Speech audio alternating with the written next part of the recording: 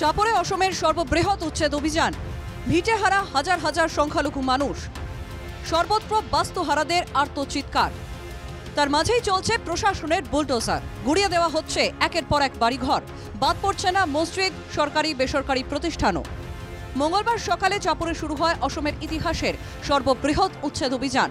সহস্রাধিক পুলিশ এবং আধা সামরিক বাহিনী নিয়ে উচ্ছেদ অভিযানে নামে প্রশাসন। বিলাসীপাড়া, সমজেলা চিরাকুটা, সন্তোষপুর, চারুয়াখয়রায় চলে এই অভিযান। উচ্ছেদের নোটিশ পেয়ে হাজার হাজার মানুষ ইতিমধ্যেই ওই এলাকা ত্যাগ করেছেন। তবে বহু মানুষ স্বপ্নের বাড়ি ছেড়ে অন্যত্র যেতে নারাজ। 50 থেকে 60 বছর ধরে বসবাস করছেন ওই এলাকায়। প্রাণ দিতে রাজি, কিন্তু জন্ম ভিটে ত্যাগ করতে চাইছেন না বহু মানুষ। डॉक्यूमेंट्स है हमारे पास 1966 का है और ये कोई अलाउ नहीं कर रहा है सर। ये ब्रह्मपुत्र का नदी के बीच में उधर रह नहीं सकता है आदमी, बहुत पानी है उधर, उधर कैसे रहेगा आदमी, उधर रह भी नहीं सकता है उधर। मांग रहा हूँ मतलब ये जमीन अच्छा से जमीन देगा तो अच्छा जगह में सेट करा देगा तो हम ये जगह छोड़ेंगे, हम ये जगह हम अगर जान चले जाए तो चले जाए हम। মঙ্গলবার 3400 বিঘায় উচ্ছেদ অভিযান চলে। উচ্ছেদ ঘিরে দফায় দফায় অগ্নিগর্ভ হয় চাপড়। জেসিবিতে ভাঙচুর চালায় ক্ষুব্ধ জনতা।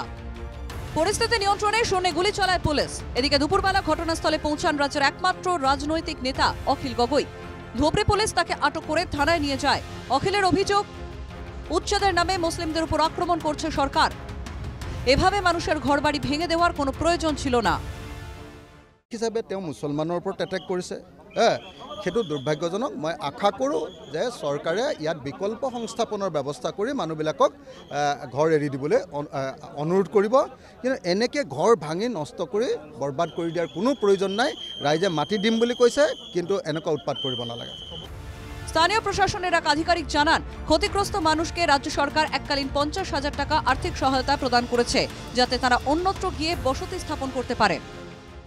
যে তেওঁলোকে যাতে সোনকালে এই ঠাই স্থান পৰিত্যাগ কৰে আৰু চৰকাৰে যি আপোনাৰ 50,000 টকা দিছে সেইটো তেওঁ লৈ তেওঁ বেলেগ ঠাইত স্থানান্তৰিত হওক আৰু তেওঁলোকে নিজাকে হেৰি কৰক। এখন প্রশ্ন হলো, একটি পরিবারের জন্য কি 50,000 যথেষ্ট? 50,000 টাকায় মানুষ জমি কিনবেন কিভাবে? কিভাবে তৈরি করবেন ঘর? উত্তর নেই কারো কাছেই। ওই এলাকায় বহু মানুষ আশ্রয় নিয়েছেন খোলা আকাশের তলা কিংবা গাছের তলায়। তাদের একটাই দাবি, উপযুক্ত ক্ষতিপূরণ চাই।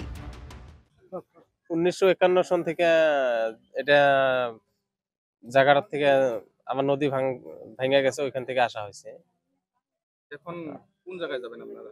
এখন তো আমার কোনো জায়গা, আমার নদী ভাঙছে 1951 সন থেকে নদী ভাঙছে দেখে আমরা এখানে আইছি।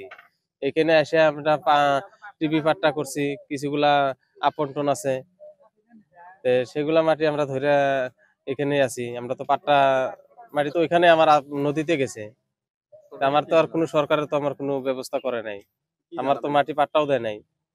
আমরা এখন কই যাবো? আমার ওইখানে তো নদীর মধ্যে যাইতে পারতেছি না। এখন অনেক পড়াশোনা করা ছেলেপেলে, বহুত পড়াশোনা করা ছেলেপেলে আছে, স্কুল আছে, 2-3টা স্কুল মাদ্রাসা সম্পূর্ণ বন্ধ করে দিছে। এই হচ্ছে ধুবড়ীর চাপড়ের বর্তমান পরিস্থিতি। চারিদিকে মানুষের হাহাকার।